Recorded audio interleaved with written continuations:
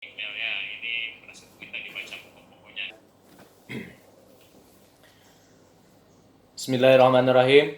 Demi keadilan, Banjarmasin, 21 April 2021, perihal nota keberatan atau eksepsi perkara pidana nomor 66-PIT-B-2021-PN-BLN kepada yang terhormat Majelis Hakim Pemeriksa dan Pemutus Perkara nomor 66-PIT-B-2021-PN-BLN atas nama terdakwa Suseng bin Kaco almarhum di Pengadilan Negeri Batu Licin. Dengan hormat yang bertanda tangan di bawah ini ADP Jespandi Silaban SH, ADP Jonter SW Silaban SH, ADP Ahmad Ramdan SH, ADP Prendi Sutrisno Silaban SH, ADP Muhammad Akbar SH, Rusian Rijal SH, Darussalam SH. Semuanya adalah kewarga negara Indonesia, pekerjaan advokat dari Laufin Pasaribu Silaban dan partner, bertindak baik secara bersama-sama maupun sendiri-sendiri untuk dan atas nama serta mewakili kepentingan atas nama Suseng bin Kaco almarhum. Majelis Hakim yang mulia, saudara jaksa penuntut umum yang kami hormati, dengan ini perkenankan kami selaku penasihat hukum dari perkara ini menjalankan hak kami untuk menyampaikan nota keberatan atau eksepsi atas surat dakwaan saudara jaksa penuntut umum. Pendahuluan. Majelis Hakim yang mulia, saudara jaksa penuntut umum yang kami hormati, pertama izinkan kami selaku penasihat hukum dari terdakwa Suseng bin Kaco almarhum memulai nota keberatan eksepsi dengan penggalan alinea pertama penjelasan Undang-Undang Nomor 16 Tahun 2011 tentang bantuan hukum yang berbunyi selanjutnya dianggap terbaca. Kemudian halaman 4, Majelis Hakim yang mulia, saudara jaksa penuntut umum yang kami hormati, sebelum memasuki uraian mengenai surat dakwaan penuntut umum dan dasar hukum pengajuan serta materi keberatan kami selaku penasihat hukum terdakwa terhadap surat dakwaan penuntut umum, perkenankanlah kepada kami untuk menyampaikan terima kasih kepada Majelis Hakim yang mulia atas kesempatan yang diberikan untuk mengajukan eksepsi ini. Adanya kesempatan bagi terdakwa atau penasihat hukum untuk mengajukan eksepsi atau keberatan setelah penuntut umum mengajukan surat dakwaan. Pengajuan eksepsi atau keberatan ini juga didasarkan pada hak terdakwa sebagai diatur dalam pasal 156 ayat 1 KUHP yang mengatur sebagai berikut. Dalam hal terdakwa atau penasihat hukum mengajukan keberatan bahwa pengadilan tidak berwenang mengadili perkara atau dakwaan tidak dapat diterima atau surat dakwaan harus dibatalkan, maka setelah diberi kesempatan oleh jaksa penuntut umum untuk menyatakan pendapatnya, hakim mempertimbangkan keberatan tersebut untuk selanjutnya mengambil keputusan. Hal ini yang menjadi bukti nyata bahwa KUHP sangat menjunjung tinggi nilai-nilai kebenaran dan keadilan dengan cara memberikan kesempatan kedua belah pihak untuk mengemukakan pandangannya masing-masing. Pengajuan eksepsi yang kami buat ini sama sekali tidak mengurangi rasa hormat kami kepada jaksa penuntut umum yang sedang melaksanakan fungsi dan juga pekerjaannya, serta juga pengajuan eksepsi ini tidak semata-mata mencari-cari kesalahan dari dakwaan jaksa penuntut umum ataupun menyanggah secara a priori dari materi-materi ataupun formal dakwaan yang dibuat oleh jaksa penuntut umum. Namun ada hal yang sangat fundamental untuk dapat diketahui majelis hakim dan saudara jaksa penuntut umum demi tegaknya keadilan sebagaimana semboyan yang selalu kita junjung bersama selaku penegak hukum, yaitu Fiat Justice Road Ciliwung. Pengajuan eksepsi ini bukan memperlambat jalannya proses peradilan ini sebagaimana disebutkan dalam asas trilogi peradilan, namun sebagaimana disebutkan di atas bahwa pembuatan dari eksepsi ini mempunyai makna serta tujuan sebagai penyeimbang dari surat dakwaan yang disusun dan dibacakan dalam sidang yang sebelumnya. Kami selaku penasihat hukum terdakwa percaya bahwa majelis hakim yang akan mempertimbangkan dan mencermati segala masalah hukum tersebut, sehingga dalam eksepsi ini kami mencoba untuk mengunggah hati nurani majelis hakim agar tidak semata-mata melihat permasalahan ini dari kacamata atau sudut pandang yang yuridis atau hukum positif yang ada semata, namun menekankan nilai-nilai keadilan yang hidup di dalam masyarakat. Dalam hal ini maka penuntut umum selaku penyusun surat dakwaan harus mengetahui dan memahami benar kronologi peristiwa yang menjadi fakta dakwaan. Apakah sudah cukup besar untuk dapat dilanjutkan ke tahap pengadilan, ataukah fakta tersebut tidak seharusnya diteruskan karena tidak terpenuhnya unsur-unsur material yang didakwakan kepada terdakwa, atau apakah dakwaan tersebut ranahnya dalam keperdataan oleh karena objek berupa sebidang tanah. Kemudian selanjutnya dianggap terbaca yang mulia, halaman 7, poin 3. Keberatan terhadap surat dakwaan jaksa penuntut umum oleh karena tindakan terdakwa hanya untuk mempertahankan haknya atas sebidang tanah milik terdakwa. 1. Bahwa jika melihat dan mempelajari isi surat dakwaan yang diajukan oleh jaksa penuntut umum yang didakwakan oleh terdakwa, objeknya berupa sebidang tanah, di mana saudara pelapor mengakui dia adalah pemilik atas sebidang tanah yang dimaksud dan terlapor atau terdakwa juga mengakui pemilik tanah atas sebidang tanah yang dimaksud. Hal ini terlihat dari isi surat dakwaan jaksa penuntut umum yang menyebutkan secara jelas, yakni bahwa benar pada waktu dan tempat sebagaimana tersebut di atas, Konong bin almarhum Haji Rebi atau korban bersama-sama dengan Johansah dan Basrun sedang membuat pondokan di tanah milik korban yang berada di tempat tersebut di atas. Dan atas tindakan yang dilakukan oleh saudara Konong tersebut, terdakwa melarangnya oleh karena pondok yang didirikan oleh saudara Konong tersebut didirikan di atas tanah milik terdakwa. Siapa yang suruh bikin pondok di sini? Izin dengan siapa kamu? Ini tanah milik saya. Berhenti kamu bikin pondok dan pergi dari sini. Bahwa alas hak yang dimiliki oleh terdakwa terhadap atas sebidang tanah yang menjadi objek tindak pidana tersebut adalah berupa surat keterangan tanah hak milik tahun 1973 atas nama orang tua terdakwa bernama Kaco Bagong alias Aco almarhum, yang mana tanah tersebut sejak tahun 1973 sampai dengan sekarang dikuasai secara fisik oleh terdakwa dan keluarga terdakwa. Bukti kepemilikan tanah terlampir. 2.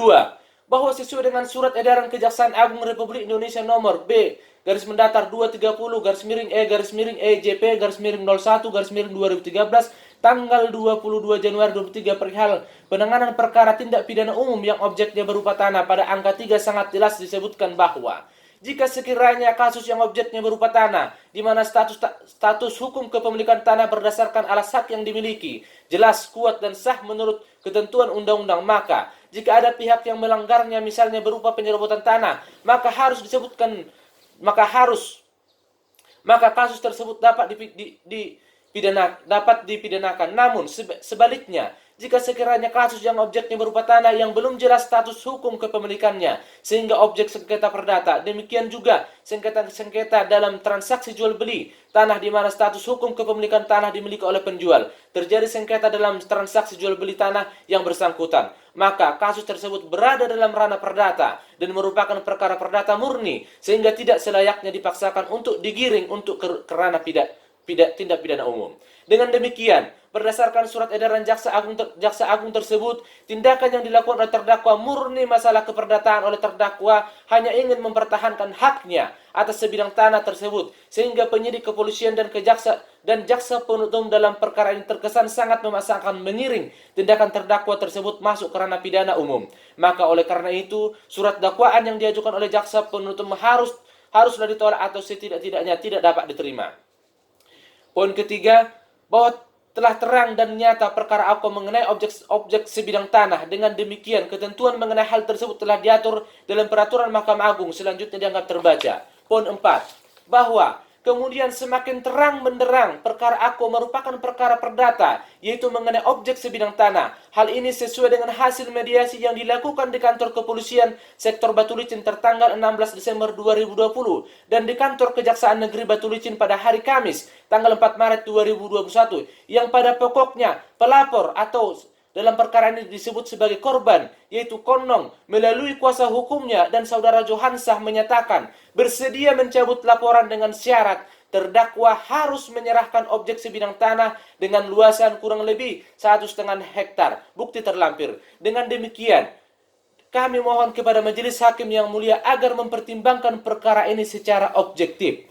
Angka Romawi 4. Keberatan terhadap surat dakwaan jaksa penuntut umum karena dakwaan tidak lengkap, tidak cermat, dan tidak jelas atau obscure libel, maka batal dakwaan demi hukum. 1. Bahwa surat dakwaan jaksa penuntut umum tidak memenuhi syarat-syarat sebagaimana dimaksud dalam ketentuan pasal 143 ayat 2. Selanjutnya dengan terbaca. Poin kedua, selanjutnya dengan terbaca. Halaman 10. Bahwa jika melihat isi dari surat dakwaan yang diajukan oleh jaksa penuntut umum sangat terlihat ketidakcermatan, jelasan, dan ketidaklengkapan dalam menyusun surat dakwaan tersebut. 6. Bahwa jaksa penuntut umum mengajukan terdakwa ini ke persidangan dengan dugaan melakukan tindak pidana kejahatan secara melawan hukum. Selanjutnya dalam terbaca. Poin 7. Bahwa kemudian surat dakwaan yang disusun oleh jaksa penuntut umum menurut hemat kami ada beberapa hal yang perlu ditanggapi secara seksama, mengingat dalam surat dakwaan tersebut terdapat berbagai kejanggalan dan ketidakjelasan yang menyebabkan kami mengajukan keberatan. 8. Bahwa perlu diketahui bersama terdakwa Suseng bin Kaco almarhum dalam hal kegiatan pada hari Rabu tanggal 16 Desember 2020 sekitar pukul 11 WITA bertempat di Jalan penghulu RT 1 Kelurahan Gunung Tinggi Kecamatan Batu Licin Kabupaten Tanah Bumbu Provinsi Kalimantan Selatan berangkat pergi ke tanah miliknya bersama 4 orang ingin mengambil kayu yang sudah ditebangnya pada hari sebelumnya. Foto terlampir dengan menyewa 2 buah mobil truk untuk mengangkutnya. Dan setelah sampai di tanah milik terdakwa mulai membersihkan rumput-rumput yang sudah mulai meninggi menggunakan parang sambil menuju ke tempat lokasi penumpukan kayu yang telah ditebang dan dikumpulkan oleh terdakwa sebelumnya. Dan sambil berjalan sekitar kurang lebih 70 meter arah masuk ke tanah, terdakwa melihat saudara Johansah dan Basrun. Johansah dan Basrun juga memegang parang yang sudah tidak pakai kumpang, sedang membuat pondokan di atas tanah miliknya. Sontak secara spontan terdakwa tidak terima atas tindakan yang dilakukan oleh saudara Johansah dan Basrun tersebut dan langsung menegurnya dengan perkataan, "Kenapa membangun pondok di sini? Ini tanah saya. Ini yang menyuruh kalian mendirikan pondok di sini?" Tanda tanya.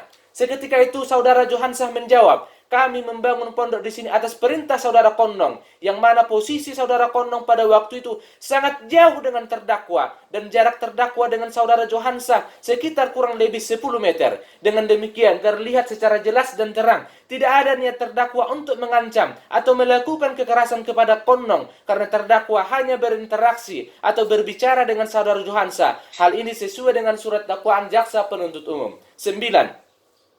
Bahwa pada waktu itu terdakwa sama sekali tidak ada berinteraksi berkomunikasi atau marah-marah dengan saudara Konong, apalagi melakukan kekerasan dan pengancaman terhadap dirinya. Hal ini sesuai dengan isi surat dakwaan jaksa penuntut umum dan keterangan saksi yang ada di dalam berita acara pemeriksaan. Tidak ada satu keterangan pun yang menerangkan adanya kekerasan dan pengancaman secara langsung kepada saudara Konong. Namun, terdakwa hanya melakukan peneguran kepada saudara Johansah yang telah mendirikan pondok di atas tanah milik terdakwa tanpa seizin sepengetahuan terdakwa, dan teguran itu pun bukan dengan kata akan menggorok, namun dengan kata-kata, "Jangan membangun pondok di sini. Ini adalah tanahku. Pergi kalian dari sini." Sehingga oleh karena tidak adanya interaksi atau komunikasi, kekerasan dan pengancaman kepada saudara Konong, maka saudara Konong tidak layak dikatakan sebagai korban dan juga sebagai pelapor, oleh karena tidak ada dirugikan atas diri saudara Konong. Hal ini sangat terlihat jelas dalam surat dakwaan jaksa penuntut umum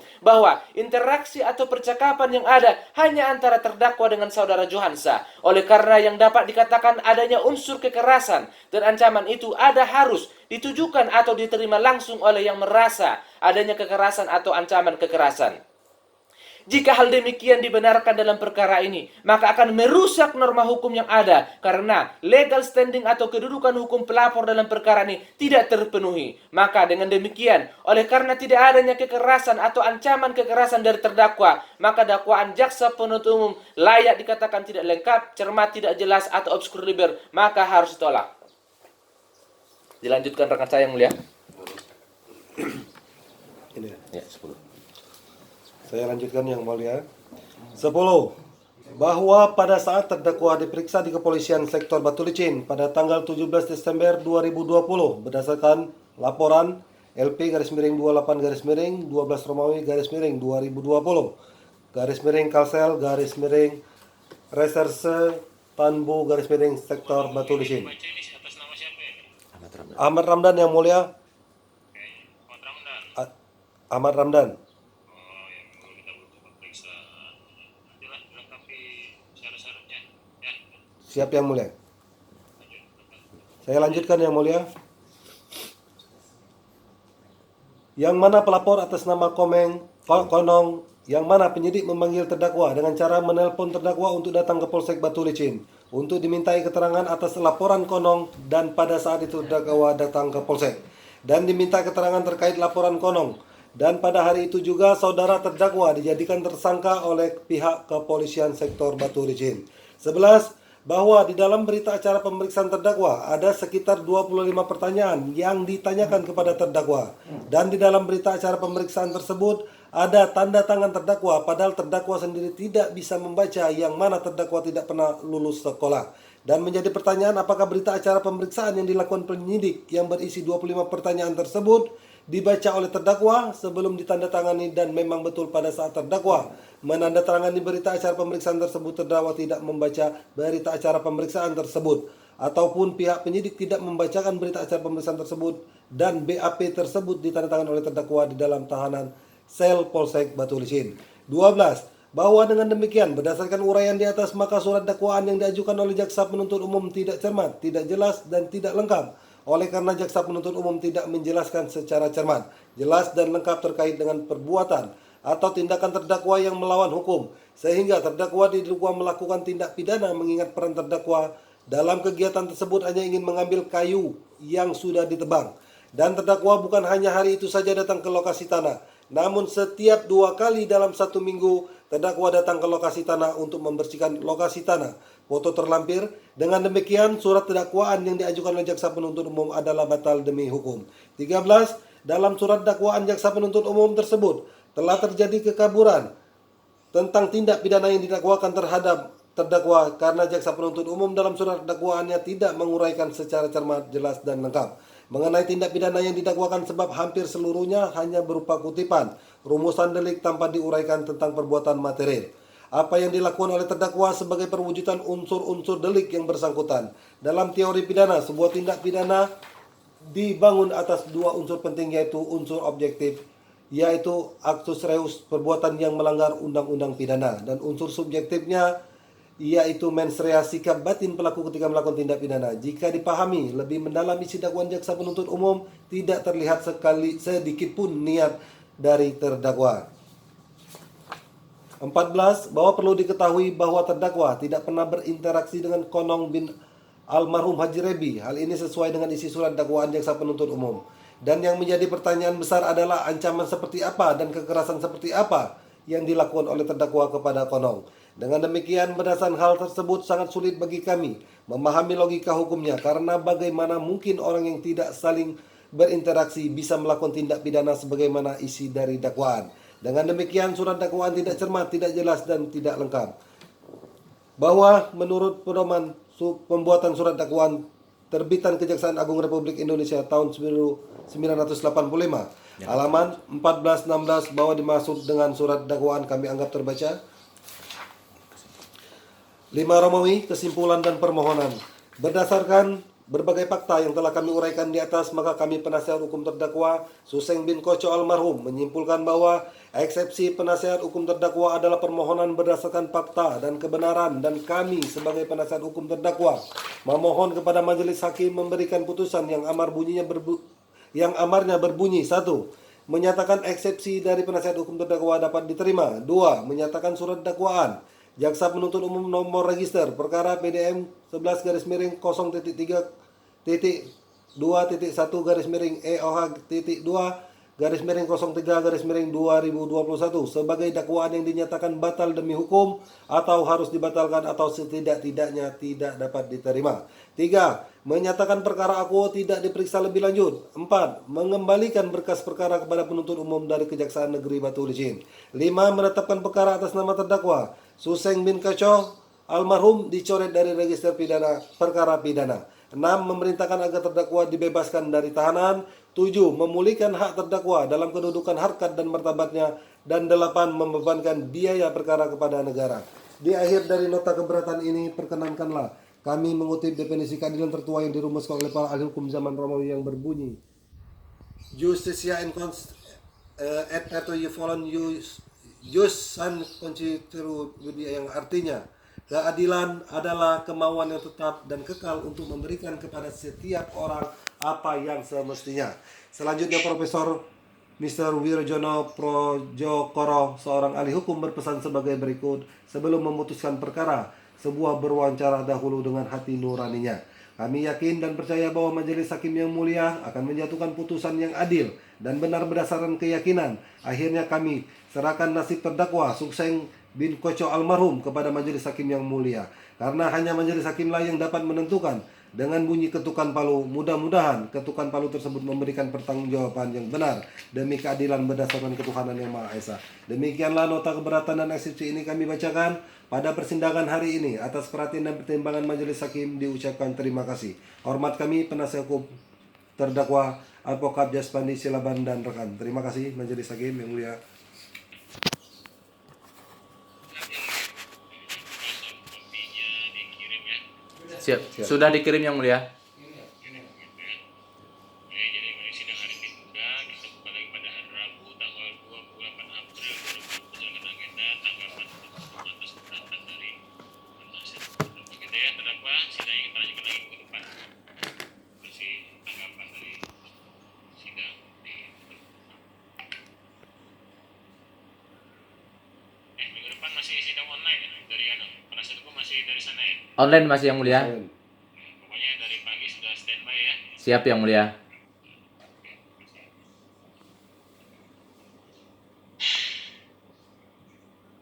Bisa. Hari ini kita sidang online.